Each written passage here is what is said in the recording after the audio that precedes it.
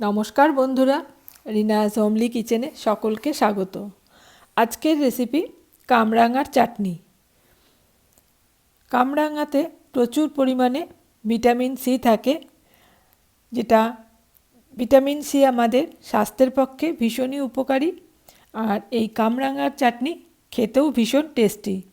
এখানে আমি 5টা কামরাঙা নিয়েছি। কামরাঙাগুলো খুব ভালো করে ধুয়ে নিয়েছি। একটা কামরাঙা আমি কেটেও নিয়েছি, আর একটাকে কেটে দেখিয়ে দিচ্ছি। এই যে কালো অংশগুলো আছে এইগুলোকে কেটে বাদ দিয়ে দিতে হবে। তারপর বোটার অংশটা কেটে ফেলে দেব। এবার আমি চাক চাক করে এইভাবে কেটে নিচ্ছি।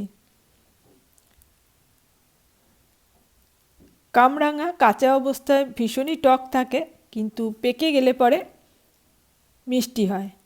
তা এই কামরাঙাগুলো সবকটাই পাকা কামরাঙা। এটা দিয়ে চাটনি করলে খেতে ভীষণ ভালো লাগে। তা আমি এইভাবে স্টারের মতো করে কেটে নিয়েছি। আর এই কামরাঙাকে স্টার ফ্রুটও বলা হয়। তা আমার সমস্ত কামরাঙাগুলো কাটা হয়ে গেছে। এখন একটা মশলা তৈরি করে নেব। দিয়ে দিলাম 1/2 চামচ মৌরি, সামান্য একটু জিরে আর একটা তেজপাতা। এইগুলোকে ভালো করে শুকনো খোলায় ভেজে আমি ঠান্ডা করে গুঁড়ো করে রেখে দেব। এখন কড়াইতে দিয়ে দিলাম 1/2 চামচ মতন সাদা তেল। তেল গরম হয়ে গেলে দিয়ে দিলাম 1/2 চামচ 5 ফোড়ন আর একটা শুকনো লঙ্কা। ফোড়নটাকে খুব ভালো করে একটু ভেজে নিলাম। তারপর এর মধ্যে কেটে রাখা কামরাঙার টুকরোগুলো দিয়ে দিলাম।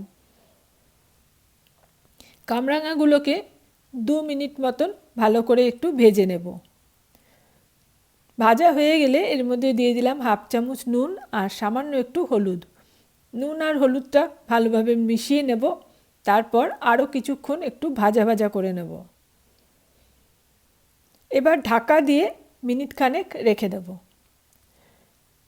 1 মিনিট পর ঢাকাটা খুলে নিচ্ছি আর এখন একটু আবারও নেড়ে চেড়ে নিচ্ছি।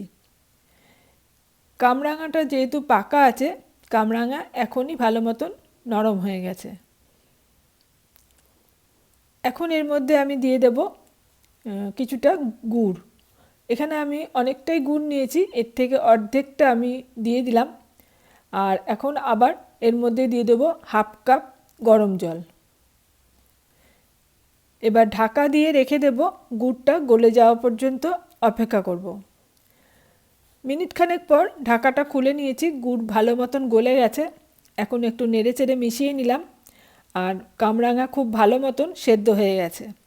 এখন খুন্তি দিয়ে এইভাবে একটু ভেঙে ভেঙে দিচ্ছি। সম্পূর্ণটা গলিয়ে দেব না, অল্প অল্প করে ভেঙে দেব।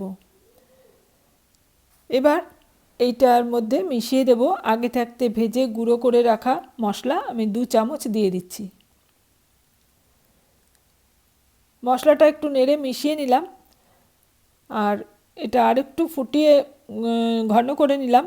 আর এখন এর মধ্যে আরেকটু ঘন করার জন্য এখানে সামান্য একটু ময়দা নিয়েছি আর একটু জল দিয়ে গুলে নিলাম।